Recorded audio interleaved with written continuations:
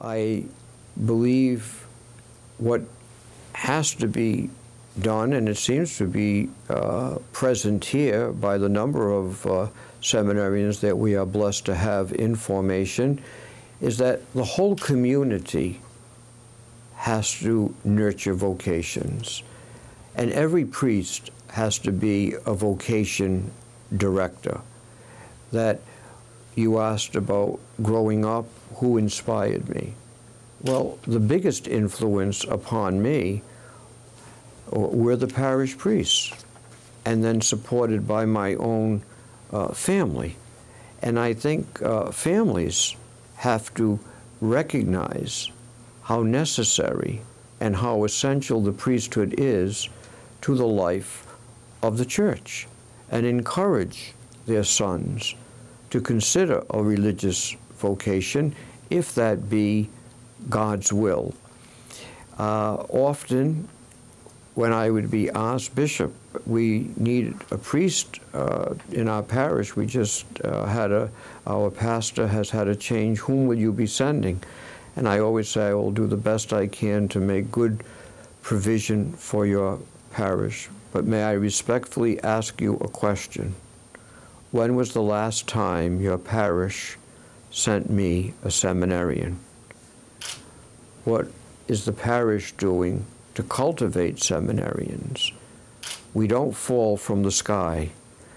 Priests are very much people who have come from families that supported that vocation. But we're also seeing a wonderful new phenomenon in the life of the church today of young people with very varied backgrounds who on college campuses that have a very strong Catholic presence seeking information about being a priest. Some of the finest vocations we have in the Diocese of Burlington have come to us from among students at the University of Vermont through the Catholic Center.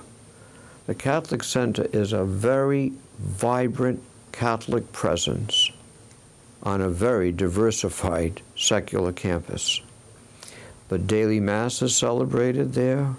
There's adoration of the Blessed Sacrament, opportunities every day for confession. They have regular seminars, Bible studies, any number of programs to enrich the faith.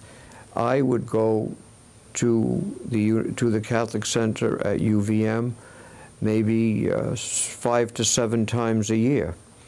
I would complete my Ash Wednesday ceremonies with the evening Mass at the Catholic Center.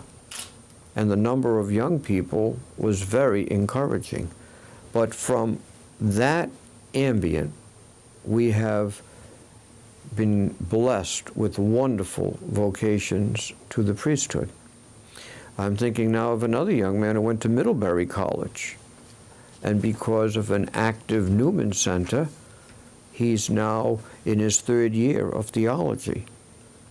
So, and each of these young men has been supported by a priest. At the Catholic Center, usually the chaplain. Father White, who's accompanying me, was at the University of Vermont as chaplain for 3 years and did an extraordinary job with vocations.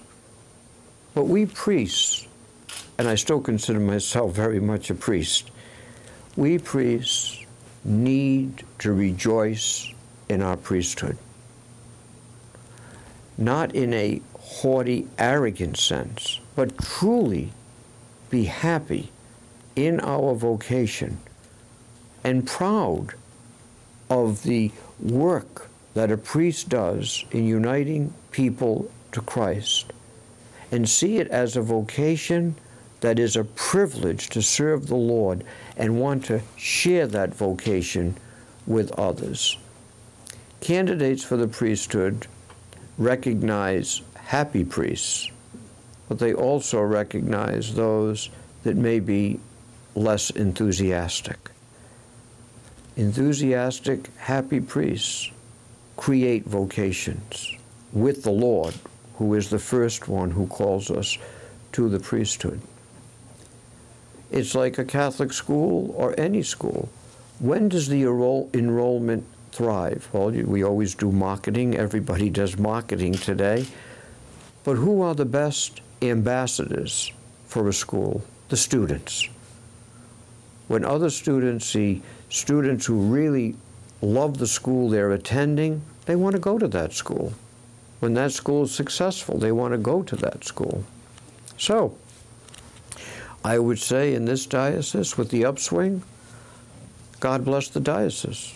I expect I have very happy priests, very enthusiastic priests, and I will work with them to keep that spirit and to be able to work together to invite other young men to take our places into the future.